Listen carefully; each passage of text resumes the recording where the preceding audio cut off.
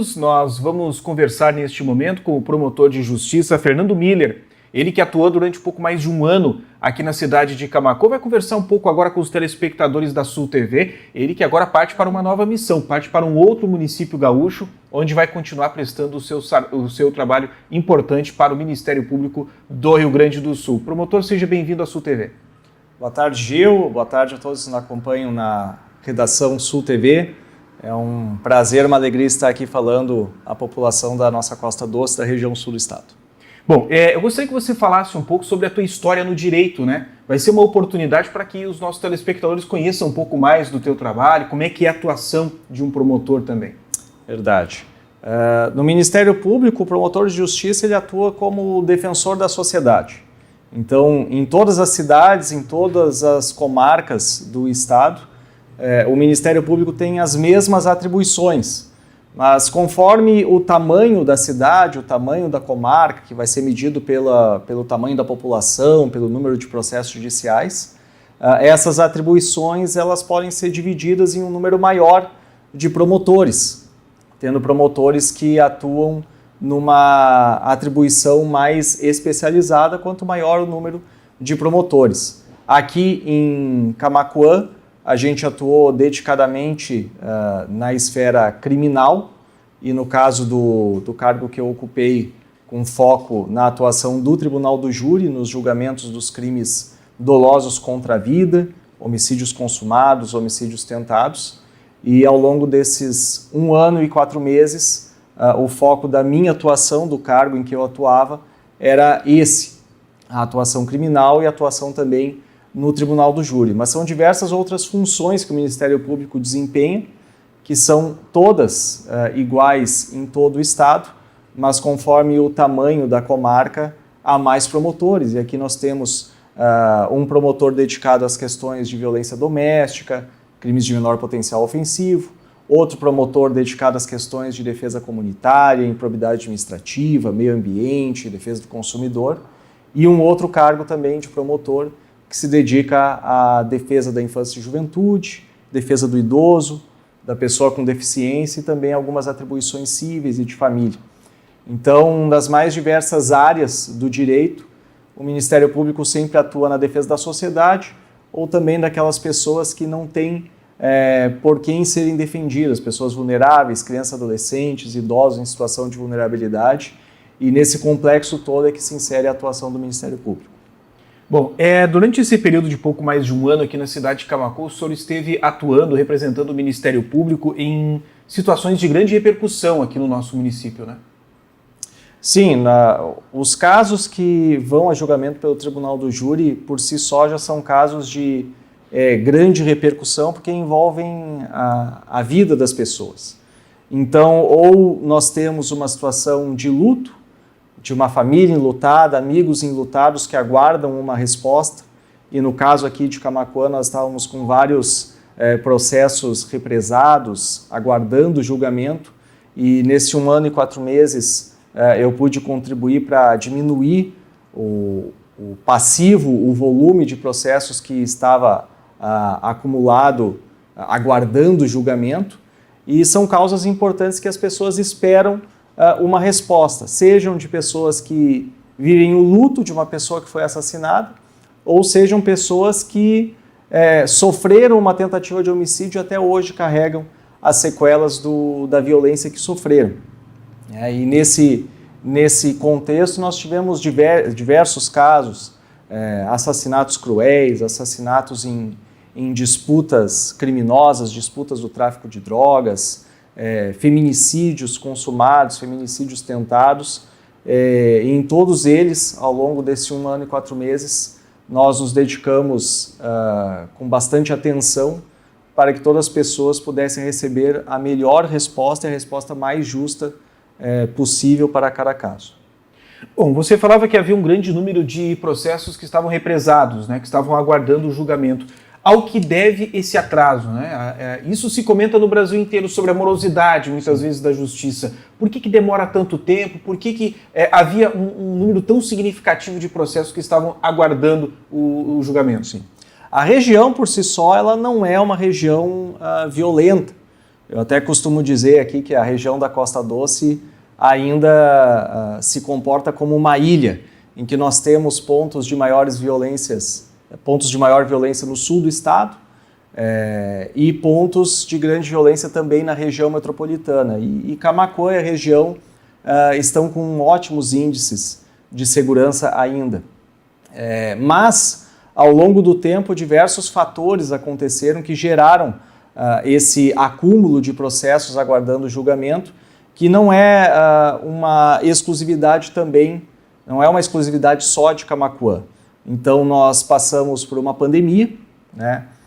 Cerca de 2 anos que o sistema de justiça não funcionou a pleno como está funcionando, e por diversos motivos também, por questões de saúde, questões familiares, por vezes, os juízes, né, o Poder Judiciário que pauta os julgamentos do Tribunal do Júri, não conseguiram dar o andamento célere e suficiente para que esses processos pudessem ter vazão.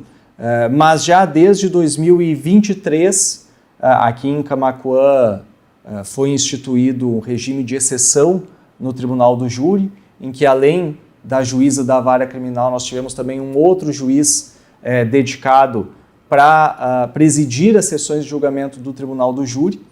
E nós tivemos um regime de exceção em 2023, um outro em 2024, do qual eu participei. E neste ano, embora não tivéssemos regime de exceção, a nossa juíza da vara criminal aqui, a doutora Bruna, deu prioridade aos processos do Tribunal do Júri e pautou praticamente um julgamento por semana, o que fez aí com que nós reduzíssemos quase que totalmente o passivo. O passivo, quando eu cheguei aqui, era cerca de 50, 60 processos, e agora nós já temos um passivo de aproximadamente 15 processos que aguardam julgamento. E, claro, os demais processos continuam em andamento, então, à medida que o tempo passa, mais processos ficam prontos para julgamento, mas a gente espera aí que o próximo colega que assumir as atribuições do Tribunal do Júri, já no próximo ano, possa praticamente zerar esse passivo que já foi enorme e que agora está bem próximo do final, e ainda bem com muitos processos antigos que já foram solucionados e já tiveram a resposta. Bom, hoje nós vamos ter a oportunidade de conversar um pouco com o promotor para entendermos a visão de um promotor de justiça sobre a área da segurança pública no estado do Rio Grande do Sul. É sabido por todos os nossos telespectadores o avanço significativo das facções criminosas por todo o estado do Rio Grande do Sul. Acredito que não tenhamos nenhum município livre desse, que é um dos grandes problemas da área da segurança pública do nosso estado, e essas facções, na sua imensa maioria, são ligadas ao tráfico de drogas. Então são crimes que correspondem ao tráfico de drogas no Rio Grande do Sul. Você, como promotor de justiça, que inclusive já atuou na cidade de São Cepé, antes de vir para a cidade de Camaquã, como é que você vê essa migração? Porque antigamente, quando nós falávamos em facções criminosas, aqui nós não vamos denominar facções, mas quando nós falamos em facções, a gente lembra muito de Porto Alegre, se lembra muito sobre Alvorada, sobre região metropolitana. Mas aos poucos a gente tem visto um avanço significativo dessas facções para o interior do estado. Como é que o senhor vê essa migração para o interior? Infelizmente, o crime organizado já está em todos os lugares, em todas as regiões do estado, cidades de grande porte, como você mencionou, Gil, mas também cidades de médio porte e de pequeno porte. O crime organizado, como o próprio nome diz, ele é organizado, e acaba que, pelo que nós vemos da prática jurídica, o tráfico de drogas ele é a raiz da quase totalidade da criminalidade. O tráfico de drogas está para a criminalidade, assim como o Sol está para o sistema solar. Quase tudo gira em torno do tráfico de drogas. Então, se nós excluirmos alguns crimes relevantes da área da violência doméstica, crimes de feminicídio, ou alguns crimes pequenos de brigas de vizinho, ameaças, crimes contra a honra, a grande porção de crimes que nós vemos presente na comunidade, na sociedade hoje em dia, está relacionada ao tráfico de drogas. E a nossa sociedade precisa ter consciência de que o que gira em torno do tráfico de drogas não é algo só entre eles. não fica só entre eles. Seja a guerra do tráfico de drogas, seja as consequências nefastas para os usuários, para as famílias dos usuários, isso atinge todos nós. Então nós não podemos pensar que o tráfico de drogas está limitado a essa relação entre traficante e usuário, porque ela atinge a todos nós. Um dos casos que nós tivemos bastante repercussão no Tribunal do Júri e que teve julgamento no ano passado foi de uma moça, mãe de um recém-nascido, que morava ao lado de um alvo de execução do tráfico de drogas. E ela recém morava ali, não conhecia ninguém, não tinha nada a ver com tráfico de drogas, e os executores erraram a casa e acertaram essa moça, que ficou com graves sequelas, né? Inclusive não pôde mais amamentar o seu filho. E isso mostra como a criminalidade organizada e o tráfico de drogas atinge a todos. Nós estamos vendo também, em diversas regiões do estado, comerciantes tendo que pagar pedágio para poderem continuar trabalhando. A gente aqui, na nossa cidade de Camaquã, nas cidades vizinhas também, a gente se sente numa aparente paz, que a gente ainda não precisa conviver com isso, mas se nós formos tolerantes ao tráfico de drogas e à criminalidade organizada, isso vai chegar também na nossa cidade, vai chegar nas pequenas cidades também, e isso precisa conscientizar a população. A população precisa apoiar o trabalho do Ministério Público, apoiar o trabalho das polícias, da Polícia Civil, da Brigada Militar, para que nós possamos controlar a criminalidade e reduzir os índices de violência, exigir penas mais justas, penas proporcionais à gravidade dos crimes que foram praticados, exigir daqueles parlamentares que nós elegemos, deputados estaduais, federais, vereadores, que se posicionem quanto à rigidez do sistema de justiça, para que nós possamos ter representantes que efetivamente representam aquilo em que nós acreditamos, os nossos princípios. Se nós queremos continuar vivendo em cidades pacíficas, em cidades seguras, ou se nós vamos tolerar e dar um terreno ainda maior para a criminalidade organizada, com o risco bastante provável de nós termos as nossas vidas e as nossas famílias atingidas por isso. Bom, promotor, eu tenho o hábito de ler comentários nas redes sociais, porque eu acredito que ali nós encontramos um importante termômetro para entendermos a opinião da população camaquense sobre os mais diversos assuntos.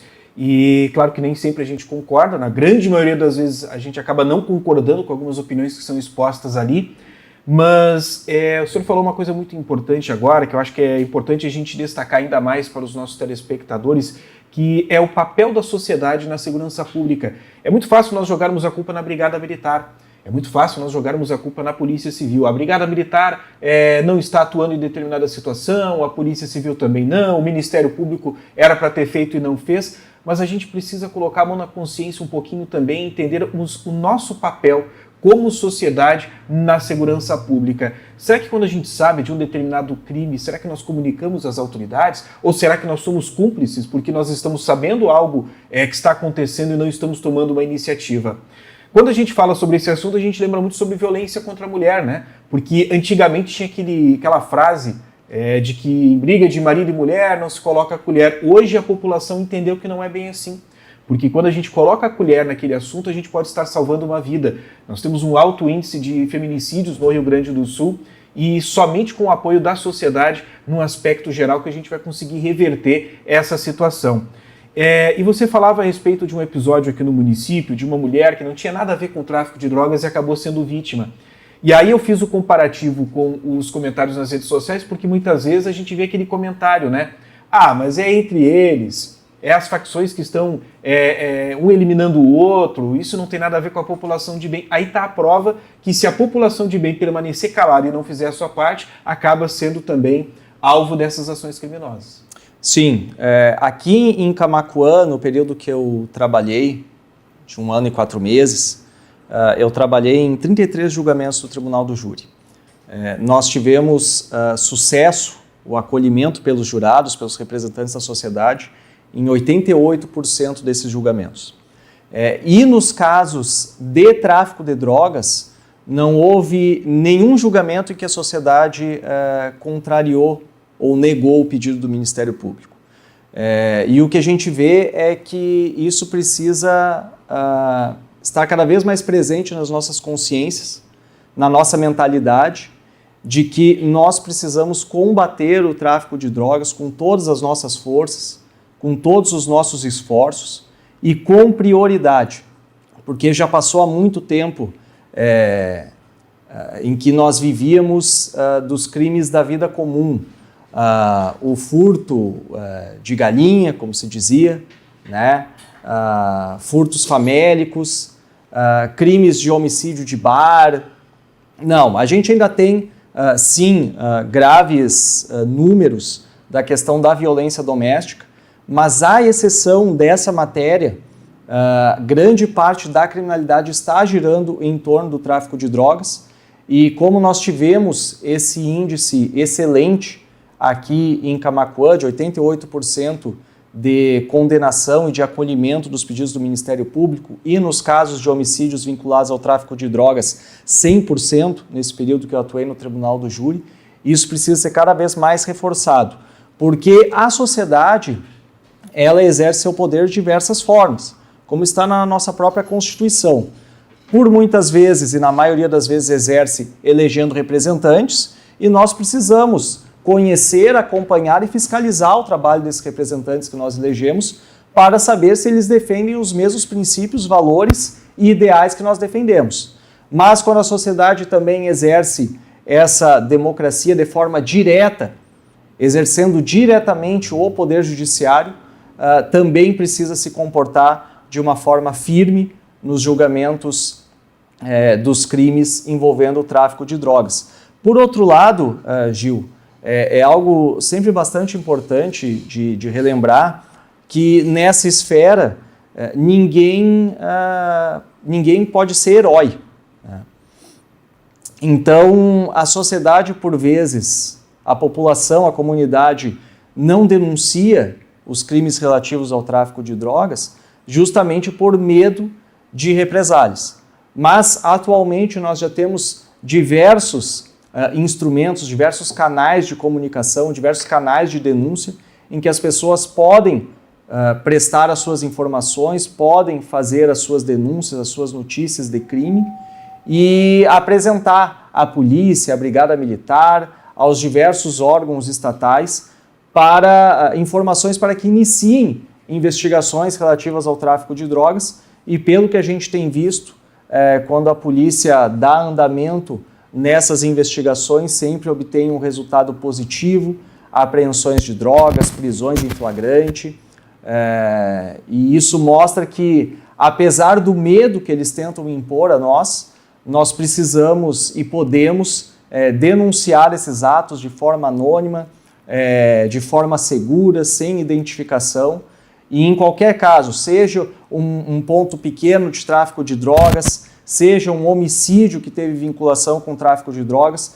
tudo que você tem conhecimento, que você testemunhou, que você viu, que você ouviu, você pode encaminhar suas informações para a polícia local, você pode fazer a sua denúncia anônima, pessoalmente na delegacia de polícia ou pelos telefones institucionais também, para que esses crimes sejam investigados e para que nós não venhamos a ser as próximas vítimas. Geralmente a gente tem medo, né? Se a gente vai denunciar, isso vai acabar caindo contra a gente, mas quando a gente não denuncia, a gente não apura, quando há um contexto de impunidade, isso vai, de um modo ou outro, acabar também virando contra a gente, e nós também vamos ser vítimas disso.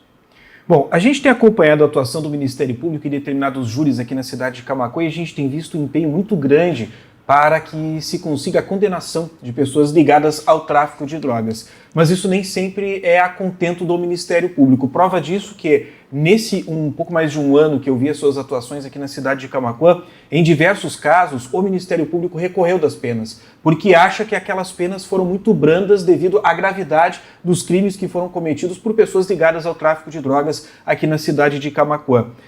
Por que isso? Por que nós temos essas penas tão brandas para crimes que são considerados tão graves? É o ordenamento jurídico brasileiro que precisa ser modernizado, precisa ser revisto? Ao que você liga esse fato? Acho que é um conjunto de fatores, Gil. Eu entendo que há sim questões legais que precisam ser aprimoradas, tanto na questão do apenamento, quanto na questão do aprisionamento. Essas pessoas são presas por vezes no início do processo, mas por algum motivo são soltas e aí aquele processo começa a demorar, começa a ter uma tramitação mais morosa, mas também na questão do apenamento.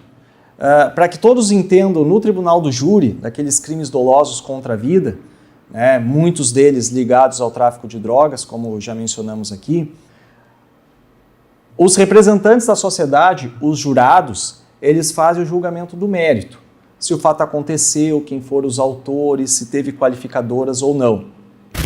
Após o julgamento dos jurados, o juiz que preside o tribunal do júri, ele faz a aplicação da pena, inclusive um termo que está bastante em voga recentemente no noticiário político, faz a dosimetria da pena. Nesse contexto, ainda que a gente tenha um julgamento favorável dos representantes da sociedade, o Ministério Público tem a possibilidade de solicitar um recurso, de fazer um recurso para buscar uma elevação dessa pena. Nós tivemos 2 casos aqui em Camaquã que chamaram a atenção do Ministério Público em relação à desproporcionalidade das penas. Nós tivemos um caso em que uma mulher foi vítima de uma tentativa de feminicídio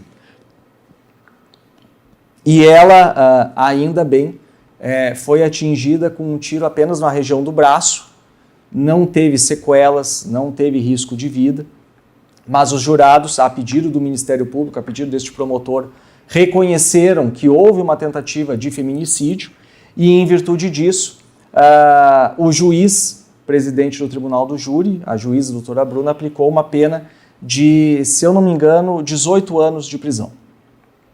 No julgamento seguinte, dias depois, ou semanas depois, nós tivemos um julgamento de crime de homicídio qualificado vinculado ao tráfico de drogas, homicídio esse consumado. A pessoa executada com diversos tiros por, no mínimo, 2 executores. E a pena que foi aplicada nesse caso foi uma pena de 16 anos. Então, claro, não se desconsidera a gravidade de uma tentativa de feminicídio por menores que sejam as sequelas causadas à mulher. É um crime gravíssimo e a pena de 18 anos foi justa ou deveria ser até maior. Mas, nesse comparativo, com um outro crime de homicídio consumado que teve uma pena de 16 anos e vinculados a questões da criminalidade organizada, que teve uma pena de 16 anos. Então, casos como esses despertam no Ministério Público o interesse de recorrer e o Ministério Público apresenta o seu recurso. Esse recurso vai ser julgado no Tribunal de Justiça em Porto Alegre, que é a nossa primeira instância recursal nos casos do Tribunal do Júri, nos casos da Justiça Estadual em geral, e o Tribunal de Justiça pode mexer nessa pena sem que seja necessário trazer o caso a novo julgamento pelos jurados, porque os jurados já decidiram o mérito. Houve o crime, aquele réu foi o autor e o homicídio é qualificado ou não é qualificado. Então, como se trata só de uma questão de pena, o Ministério Público pode recorrer e o Tribunal de Justiça em Porto Alegre, como instância recursal, pode alterar essa pena se acolher os pedidos de alguns recorrentes. Bom, há uma importância muito grande do papel de um promotor público em um julgamento, porque a gente que já teve a oportunidade de assistir a alguns júris, a gente percebe, por exemplo, quando nós estamos falando de crimes contra a vida, né? Crimes de homicídio, vamos citar o exemplo dos crimes de homicídio. A gente não pode esquecer que de um lado, ali assistindo aquele júri, nós temos os familiares de uma vítima, que acabou falecendo, que acabou perdendo a vida, deixando uma vida inteira para trás. E a gente vê no olhar dos familiares daquela vítima o desejo de justiça, o desejo que se faça a justiça. Claro que a justiça é muito complexa, né? Existem várias interpretações para ela, mas obviamente que esses familiares querem a pena mais alta possível para aquela pessoa que cometeu aquele delito. Como é que é a sensação de um promotor público mediante uma responsabilidade tão grande como essa, ali naquele momento ali, e muitas vezes vocês são abraçados por essas famílias porque aquelas famílias reconheceram o trabalho realizado pelo Ministério Público, pelo promotor mediante aquele júri. Como é que é a sensação de um promotor mediante tudo isso? O trabalho do Tribunal do Júri é um dos mais desgastantes do Ministério Público, mas também inclusive um dos mais... fisicamente, que às vezes sim, vai horas e horas, né? É um dos mais desgastantes, mas também um dos mais gratificantes. Quanto ao desgaste, se costumava dizer antigamente, quando os processos tramitavam em papel e eram mais simples, que o Tribunal do Júri demandava 3 dias da vida do promotor de justiça. Um dia para preparar, geralmente se tinha esse hábito, se preparava o processo na véspera, tinha o dia do julgamento e o dia seguinte era o dia para descansar, para recuperar as energias. Mas hoje nós já não temos mais essas condições de trabalho. Nós preparamos os processos de júri com antecedência de vários dias, às vezes de semanas, e no dia seguinte ao Tribunal do Júri nós já temos outros compromissos, audiências judiciais ou audiências na promotoria, então não há muito tempo para descanso. A demanda está muito maior, né, nos dias atuais. Sim, e a virtualização dos processos, como os processos se tornaram eletrônicos, então eles têm um volume muito maior, as provas são muito mais complexas e muito mais volumosas. Então você imagina que um crime que tinha apenas prova testemunhal como fundo para a questão a ser avaliada pelos jurados, você tinha ali 3, 5, 10 depoimentos. Esses depoimentos eram repetidos em juízo, tinha ali mais 3, 5, meia dúzia de depoimentos, e esse era o caso que ia a julgamento. Agora não, nós temos provas extraídas de telefone celular, provas extraídas de mensagens, de estações de radiobase, também conhecidas como herbes. Então a complexidade do processo ficou muito maior e isso exige uma dedicação do promotor de justiça do Tribunal do Júri muito maior. Mas, por outro lado, o Tribunal do Júri nos traz a gratificação de ver a justiça sendo aplicada in loco, imediatamente, de ver os familiares recebendo a notícia da sentença, da decisão que os jurados proferiram, ouvindo o quanto de pena que foi aplicado pelo juiz e pelas recentes decisões dos tribunais superiores e pelas previsões legais mais recentes que nós temos na nossa legislação do processo penal, a possibilidade de que o réu saia preso do plenário, ainda que tenha chegado pela porta da frente, ainda que estivesse solto até aquele momento. E aqui em Camaquã nós tivemos alguns casos nesse sentido, de pessoas que foram mortas, réus que chegaram a julgamento pela porta da frente, estavam em liberdade, e os familiares da vítima puderam ver o réu sendo preso, porque os jurados reconheceram os pedidos do Ministério Público, condenaram o réu, o juiz aplicou uma pena em um quantum suficiente para que fosse imediatamente determinada a prisão dele, e o réu foi preso na hora. O que tem gerado, por outro lado, algumas estratégias, né? De alguma forma, os réus e as defesas, por vezes, estão tentando fugir disso. Os réus não querem mais participar do julgamento presencialmente, quando vêm em risco de serem condenados, participam de forma online, participam da sua casa, sabe-se lá onde que fica essa casa, por vezes não se localiza o réu. Então, isso mostra como a sociedade e a justiça está conferindo seriedade ao Tribunal do Júri, para que, nos casos que vão a julgamento, tanto as vítimas e seus familiares possam ver o resultado imediatamente do julgamento, possam ver a justiça sendo aplicada no fato, no momento, imediatamente, mas também os réus que vão a julgamento também sofrem as agruras da lei, sofrem as condenações justas que lhes são devidas e imediatamente vão presos quando isso acontece. Bom, dos casos de júri na cidade de Camaquã que você esteve atuando nesses pouco mais, nesse 1 ano e 4 meses de atuação no Ministério Público de Camaquã, qual deles você considerou mais complexo, com um nível de trabalho mais intenso para conseguir se chegar ao trabalho que você esperava? São muitos casos, Gil, e posso dizer que boa parcela deles casos complexos. Assim, raros foram os casos em que eu me debrucei sobre o caso 5, 6 horas e já tinha estudado todo o processo. A maioria dos casos é bastante complexa, mas eu posso lembrar de um caso aqui bastante antigo, que nós tivemos de um homicídio, eu não me recordo o ano especificamente, acredito que era 2011 ou 2012, foi o caso do homicídio do André, ali na Santa Marta, aqui em Camaquã, que o caso já havia sido julgado ali em 2013, por volta disso. Os réus já tinham sido condenados e em virtude de um recurso da defesa, por questões até que não eram relevantes, mas o tribunal anulou o julgamento e devolveu o processo aqui para Camaquã para que fosse julgado novamente. E então, em dezembro do ano passado, houve esse julgamento e novamente 2 dos réus foram condenados.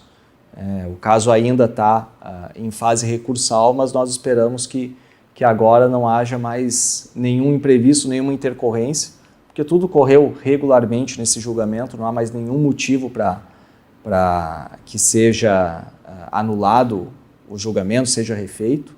Eu não me recordo agora com precisão, mas eu acredito que a pena aplicada foi de 18 anos de prisão, né, para o mandante e para um participante do crime.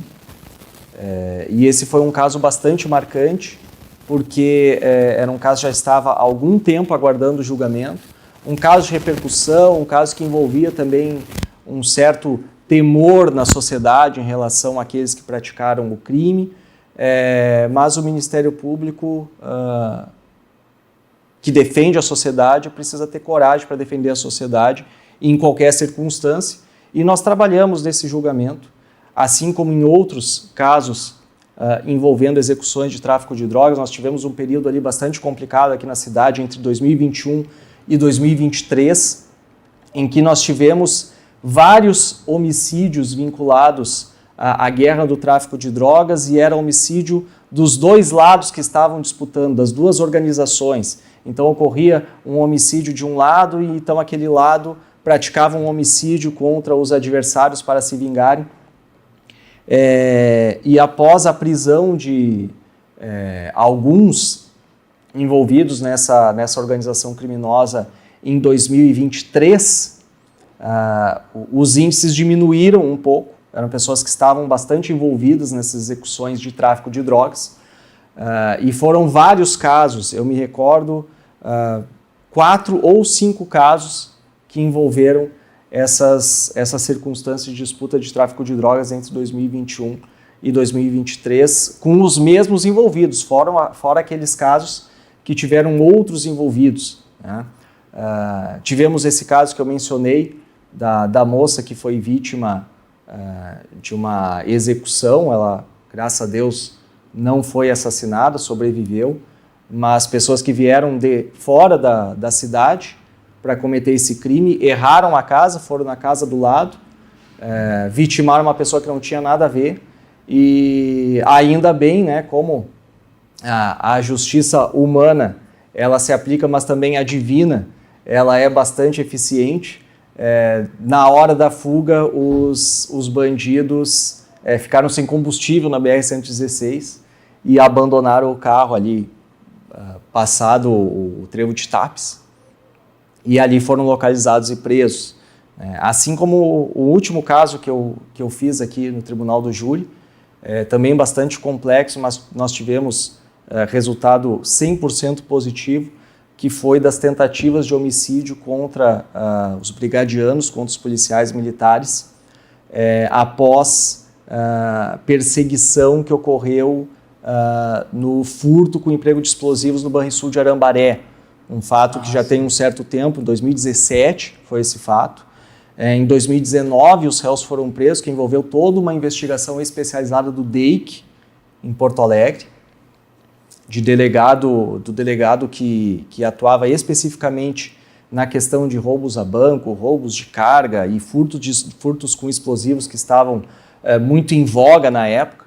A gente lembra, inclusive, das notas de dinheiro que vinham tingidas de rosa, porque foi um mecanismo criado na época para que essas notas não tivessem circulação, né, quando elas estavam nesses caixas eletrônicos estourados.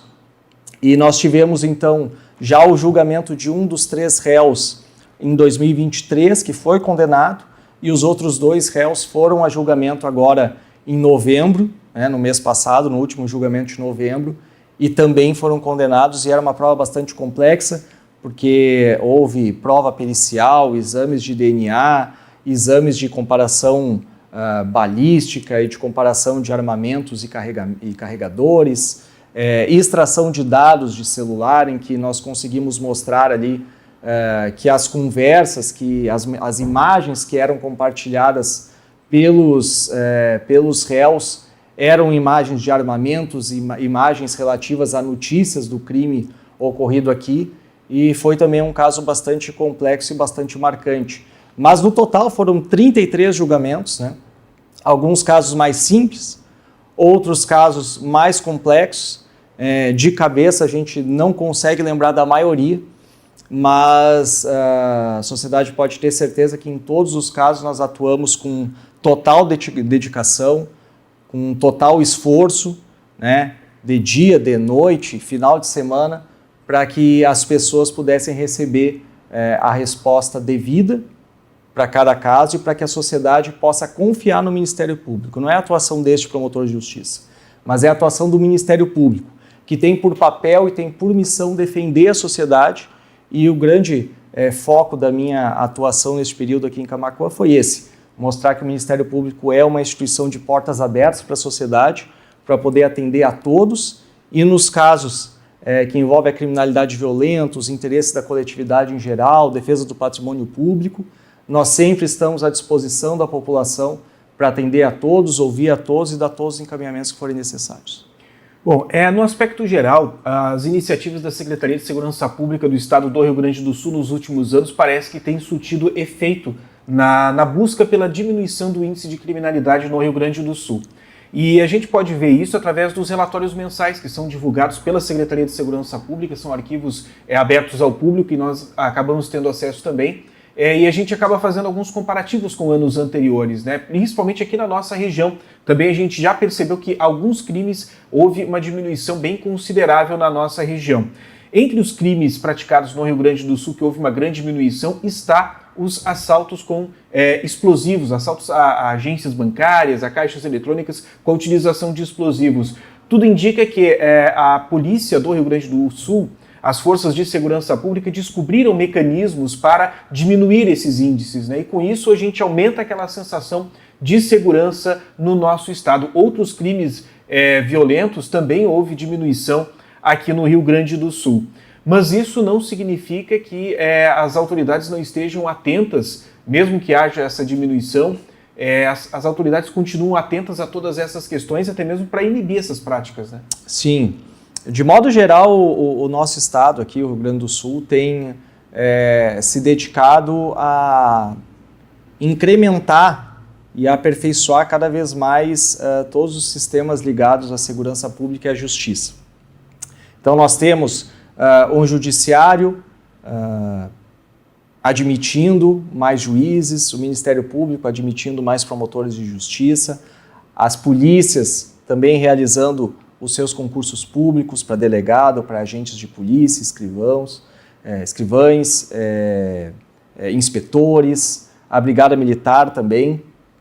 E dessa forma a gente vê que o Estado está se empenhando em fazer com que a estrutura do Estado ligada à segurança pública e à justiça possam acompanhar também a evolução da criminalidade e dar um passo à frente para que de forma preventiva a gente possa não só resolver e diminuir os índices, mas também prevenir para que esses índices não voltem a como estavam antes. Mas também há uma combinação desse fator do investimento estatal com também uma migração da criminalidade organizada para crimes virtuais também, que são crimes que não geram prisão em flagrante, dificilmente se consegue prender em flagrante uma pessoa que pratica esse tipo de crime, são crimes altamente rentáveis, raramente geram algum risco de violência. Então, se em algum tempo nós tivemos em voga crimes de sequestro, extorsão mediante sequestro, explosão de caixas eletrônicos, assaltos a banco, hoje nós vemos também uma diminuição desse tipo de criminalidade devido à intervenção estatal, devido ao aperfeiçoamento dos mecanismos de segurança pública e, em virtude disso, os criminosos estão migrando para a criminalidade virtual, para os crimes eletrônicos. Isso exige uma maior atenção de nós em relação a tudo aquilo que nós já sabemos.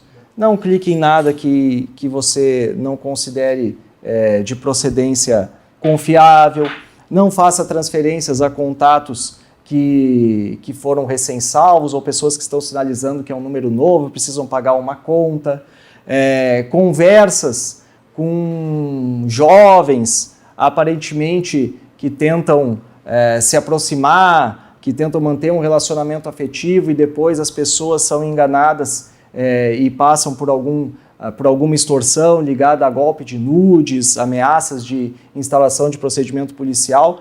Em relação a tudo isso, nós vemos que tem sido um grande volume de investigações policiais recentemente. Nós tínhamos um período, há cerca de 10, 15 anos, que o grande volume da criminalidade que se tinha em número, em quantidade, eram furtos. Sejam furtos com arrombamento, furtos sem arrombamento, furtos em estabelecimento comercial. Agora nós já temos praticamente em igual número, em alguns lugares superando esse número de furtos, os crimes de estelionato, a maioria deles em meio virtual. Então isso exige uma atenção maior nossa para que nós estejamos atentos nas ruas, atentos onde andamos, andando com segurança, apoiando a atuação do Ministério Público, da Brigada Militar, da Polícia Civil, mas também atenção nesse outro lugar em que nós vivemos virtualmente, as redes sociais, os meios de comunicação virtual, WhatsApp, diversos outros canais, para que nesse outro lugar em que nós vivemos também, nós possamos ter atenção e não caiamos nesses golpes, que tem sido o foco recentemente da atuação da criminalidade organizada. Bom, queria agradecer a sua participação hoje aqui no nosso programa, agradecer pela parceria que o senhor teve com a imprensa local ao longo desse período de pouco mais de um ano aqui na cidade de Camaquã. Toda vez que nós tínhamos dúvida, que nós recorremos ao promotor para tirar essas dúvidas, para poder trazer uma informação precisa para os nossos ouvintes, para os telespectadores, internautas que acompanham os nossos conteúdos, a gente sempre contou com essa parceria, isso é muito importante. A gente deseja muito sucesso na sua carreira, agora indo para Tramandaí, para uma outra comarca, na expectativa aí de que você possa estar colhendo bons frutos do seu trabalho por lá também, e saiba que os nossos estúdios aqui, o cafezinho vai estar sempre esperando para receber o amigo. Muito bom, cafezinho, inclusive, Gil. E nós agradecemos a oportunidade. O Ministério Público está sempre à disposição da nossa sociedade, da nossa população local, e nós confiamos e acreditamos que os meios de comunicação são meios importantes para que nós possamos divulgar o nosso trabalho e para que a sociedade possa ter a informação que precisa para ter poder e conhecimento para tomar suas decisões. E nós agradecemos todos os espaços que nos foram dados aqui na SulTV, na Acústica FM, e de modo geral o Ministério Público está sempre à disposição da comunidade e da imprensa local.